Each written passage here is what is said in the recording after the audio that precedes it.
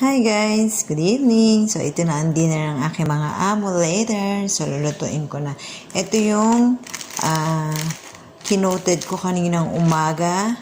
Ayan. So, hinap ko siya. Nung nilagay ko sa freezer, syempre. Tapos, hinap ko. Yung kalahati ay dinner for later. And then, ito ipi-freezer ulit.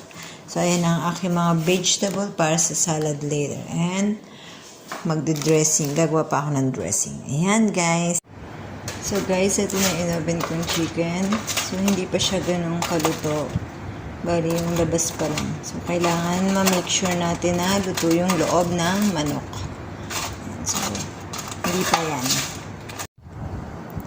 So, guys, ito na yung ating gagawing salad. So, mixed lettuce. Sinamahan ko ng long lettuce at saka barbier. So, kinat ko yung barbier yan. Ganan. And then, boiled corn, jalapeno, chinap ko, and then parmesan on top.